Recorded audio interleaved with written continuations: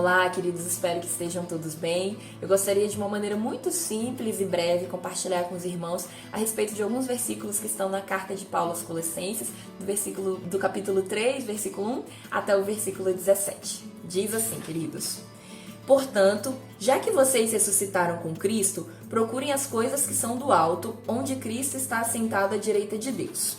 Mantenham o pensamento nas coisas que são do alto, e não nas coisas terrenas, pois vocês morreram, e agora a sua vida está escondida com Cristo em Deus.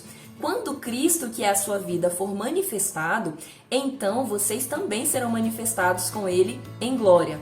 Assim, façam morrer tudo o que pertence à natureza terrena de vocês: imoralidade sexual, impureza, paixão, desejos maus e a ganância, que é a idolatria. É por causa dessas coisas que vem a ira de Deus sobre os que vivem na desobediência, as quais vocês praticaram no passado, quando costumavam viver nelas. Mas agora abandonem todas essas coisas: ira, indignação, maldade, maledicência, linguagem indecente no falar. Não mintam uns aos outros, visto que vocês já se despiram do velho homem com suas práticas e se revestiram do novo, o qual está sendo renovado em conhecimento à imagem do seu Criador. Nessa nova vida, já não há diferença entre grego e judeu, circunciso e incircunciso, bárbaro e cita, escravo e livre, mas Cristo é tudo em todos. Portanto, como povo escolhido de Deus, santo e amado, revistam-se de profunda compaixão, bondade, humildade, mansidão e paciência. Suportem-se uns aos outros e perdoem as queixas que tiverem uns contra os outros. Perdoem como o Senhor perdoou a vocês. Acima de tudo, porém, revistam-se do amor, que é o elo perfeito. Que a paz de Cristo seja o juiz em seu coração, visto que vocês foram chamados para viver em paz, como membros de um só corpo, e sejam agradecidas. Habite ricamente em vocês a palavra de Cristo, ensinem e aconselhem-se uns aos outros com toda a sabedoria, e cantem salmos, hinos e cânticos espirituais, com gratidão a Deus em seu coração. Tudo o que fizerem, seja em palavra, seja em ação, façam-no em nome do Senhor Jesus, dando por meio dele graças a Deus Pai. A Deus Pai. Obviamente que a gente já poderia parar por aqui, né? O texto, a leitura do texto em si, já é a devocional e já traz lições preciosíssimas ao nosso coração.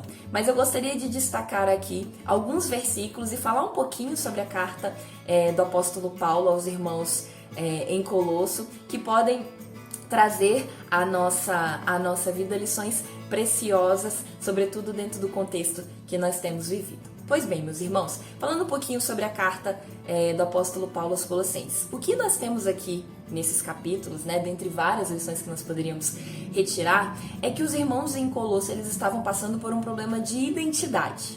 Um problema de identidade, por perderem um pouco de vista quem Cristo era, a figura de Cristo, a beleza da sua obra, a sua natureza, a sua supremacia, como Paulo vai falar no capítulo 1, como ele vai descrever lindamente no capítulo 1. Esses irmãos, por perderem isso de vista, a figura de Cristo, eles estavam permitindo que algumas heresias, que alguns mitos, que alguns ensinamentos falsos do seu contexto histórico, do seu contexto social, cultural, entrassem dentro da igreja.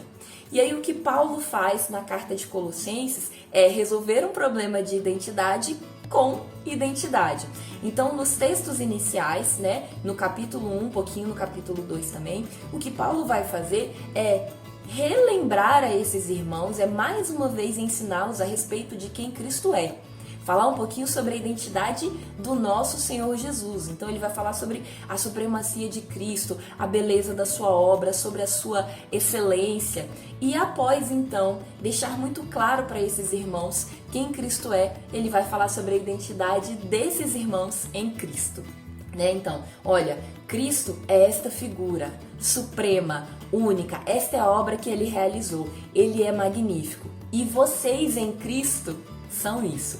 E o que a gente tem aqui no capítulo 3, um pouco do que a gente acabou de ler aqui, é Paulo resgatando a identidade desses irmãos. Olha, agora que vocês já sabem quem Cristo é, vocês podem então saber quem vocês são, e como vocês devem viver. E aí ele vem então traçando vários conselhos a respeito da vida prática, né, cristã, de como um cristão que tem a sua identidade firmada em Cristo deveria viver.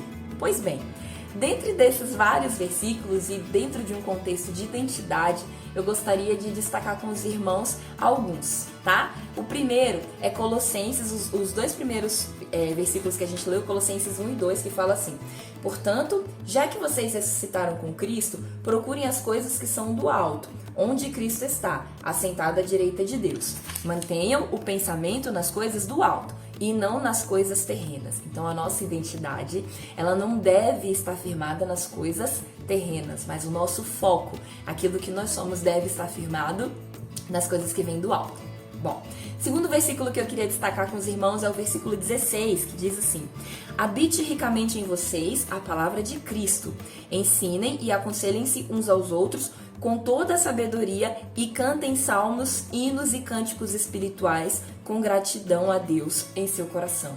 Então, ainda dentro desse contexto de identidade, Paulo vem lembrar os irmãos aqui, vem reforçar com esses irmãos a relevância da palavra de Deus e a relevância da nossa comunidade em Cristo, a relevância da igreja. Aconselhem-se, ele vai falar, cantem salmos, aconselhem-se com sabedoria. Sabedoria essa que vai vir da própria palavra também.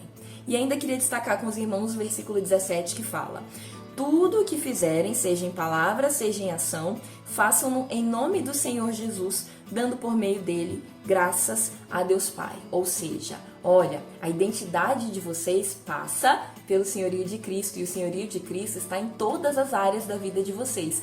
Tudo o que vocês fizerem, seja em palavra, seja em ação, façam em nome de Jesus. Bom, mas por que eu destaquei esses versículos? E ainda tem mais um outro que eu gostaria de compartilhar com os irmãos mais pra frente. Porque eu gostaria de falar com os irmãos sobre um fenômeno dos nossos dias, né? Sobre um pouquinho do que vem acontecendo aí, puxando um pouquinho para a geografia nas últimas 2 décadas, de uma maneira bem mais intensa, digamos aí nos últimos 6, 7 anos, que é a intensificação do fluxo de informações. E que papo de geógrafa, Michele! É mais ou menos isso mesmo. Nós temos os fluxos globais que passam pela circulação de mercadorias, serviços, capitais, e aí nós temos também o fluxo global de informação. E com a popularização da internet, meus irmãos, com a popularização das redes sociais, nos últimos 20 anos, né, um pouquinho mais agora, mas nos últimos 20 anos, grande parte da população mundial passou a ter acesso à informação de todas as formas sobre todos os assuntos, né?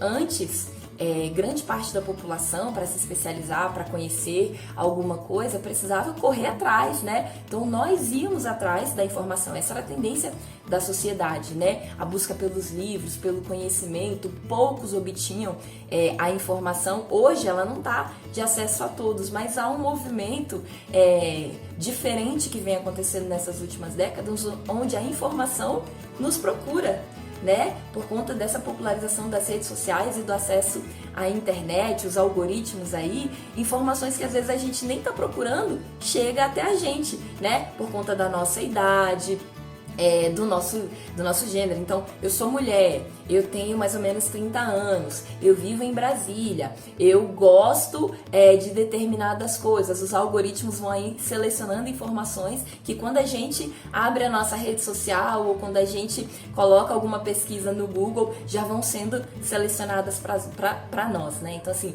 a gente tem sido bombardeado com informações dos mais diversos tipos, às vezes informações que a gente nem está procurando, né?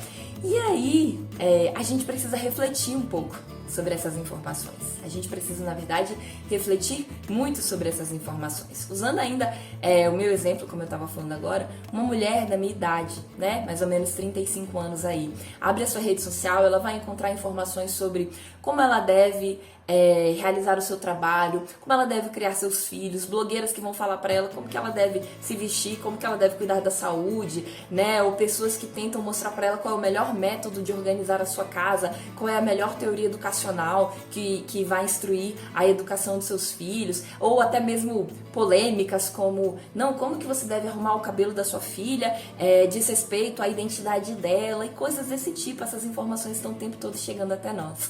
E a gente erradamente pensa que a informação é válido, todo conhecimento é válido. E não é bem assim, queridos, não é bem assim. O último versículo que eu queria destacar é o versículo 11 do capítulo, que fala bem assim, que Cristo é tudo em todos. Cristo é tudo em todos. Tem uma frase do livro que nós usamos para ensinar os meninos na classe de panorama cristão, na classe de panorama bíblico dos pré-adolescentes, que diz assim: o lugar que Cristo ocupa em qualquer ensinamento determina se esse ensinamento é verdadeiro ou falso. O lugar que Cristo ocupa em qualquer ensinamento determina se esse ensinamento é verdadeiro ou falso. E aí, voltando a essa ideia de que é conhecimento, qualquer conhecimento é válido, a gente precisa entender que a nossa vida ela não é bipartida, como até hoje muitas vezes a gente cai nesse erro. O que é espiritual eu vou tratar como espiritual e eu vou me aprofundar na palavra, eu vou ver se está de acordo com aquilo que eu creio. A organização da minha casa não é algo espiritual. A maneira como a escola que eu vou colocar os meus filhos não é algo espiritual. A maneira como eu me visto ou como eu quero crescer profissionalmente, isso não é espiritual. E a gente cai nesse erro, porque não é assim. Por detrás de cada uma dessas informações que chega até a gente sobre as mais diversas áreas da nossa vida, filhos, trabalho, beleza, saúde, por detrás de cada uma dessas informações vem concepções de mundo. Vem princípios, vem ideias que muitas vezes não estão de acordo com aquilo que nós cremos, não estão de acordo com a nossa identidade em Cristo. Muitas vezes uma mulher da minha faixa etária, ou você homem, pense num exemplo relacionado a você, mas uma mulher como eu que busca, vai ver um tutorial sobre como me vestir, eu tenho que entender que por detrás daquilo pode estar o bem-estar da mulher, o fato dela estar adequada para cada situação que ela vive no dia a dia dela, mas pode estar também princípios que levam ao entendimento errado do corpo, à sensualidade, à objetificação. Eu tenho que entender que quando eu estou lendo um artigo ou um post ou alguém que é muito conhecido por falar sobre sucesso profissional nas redes sociais, é possível que essa pessoa me dê muitas ferramentas para eu crescer na minha área, mas eu tenho que perceber também se por detrás disso está o entendimento correto de sucesso, porque sucesso pra gente é obedecer a Deus. Não é a mesma coisa que para as pessoas do mundo, né? Eu tenho que entender se esse sucesso profissional passa pelo entendimento de que eu não sou só trabalho, de que eu tenho um serviço a cumprir no reino, de que eu tenho uma comunidade que eu tenho que abençoar, que eu tenho que fazer parte, que eu tenho uma família que eu tenho que cuidar. Então, a gente precisa avaliar cada uma dessas informações sobre qualquer assunto, com o filtro de Cristo. Cristo é tudo em todos. E parar de achar que, mas isso aqui é sobre cabelo. Não, isso aqui é sobre criação e a escola dos filhos. Não, meus queridos. Entender que todo e qualquer ensinamento deve ser submetido ao senhorio de Cristo, porque isso faz parte da nossa identidade. E dependendo do papel, como eu já disse anteriormente, que Cristo ocupa nesse ensinamento, ele é verdadeiro ou ele é falso. Ele deve fazer parte da sua vida ou não. E aí, só para fechar, eu quero voltar nos versículos que eu destaquei, porque você pode estar pensando, Michele, mas e aí, como que eu vou fazer esse crivo? Como que eu vou balizar esses conhecimentos? Me diz de forma prática, voltando àqueles versículos que eu destaquei, né? Veja se essas informações passam pelo crivo das coisas do alto. A sua identidade está firmada nas coisas do alto. Esse ensinamento que você está trazendo para a sua vida, ele é firmado nas coisas do alto? Ou ele faz com que você se apegue mais fortemente às coisas daqui, que você deseje mais bens materiais, que você se apegue mais à honra e às coisas desse mundo, né? Depois, o segundo versículo que eu destaquei, que fala sobre habitar ricamente em nós a palavra de Cristo, veja se esse ensinamento está de acordo com os ensinamentos da Bíblia, das Escrituras. Você é novo na fé, não sabe discernir isso ainda, não tem conhecimento sobre isso, então aconselhe, não é o que o versículo fala? Busque o conselho dos irmãos, procure irmãos que conheçam mais da palavra do Senhor e vá até eles para conhecer, para saber se esse ensinamento que você trouxe para a sua vida vem do Senhor ou não. E por fim, seja em palavra, seja em ação, façam tudo em nome do Senhor Jesus. Saibam que todas as áreas da nossa vida devem pertencer ao Senhor Jesus. Então todas as concepções de mundo, todos os ensinamentos, todas as lições, todas as informações que nós trazemos para a nossa vida devem estar submetidas ao senhorio de Cristo e devem refletir o senhorio de Cristo na nossa vida. Queridos, que a gente possa aprender com os irmãos de Colosso que o Senhor, quem Jesus Cristo é, quem nós somos nele e como devemos viver a nossa vida aqui. E que tudo aquilo, qualquer informação, qualquer conhecimento que não esteja de acordo com o que o Senhor tem para as nossas vidas e com aquilo que Ele é nas nossas vidas, deve ser banido. Que Deus nos abençoe.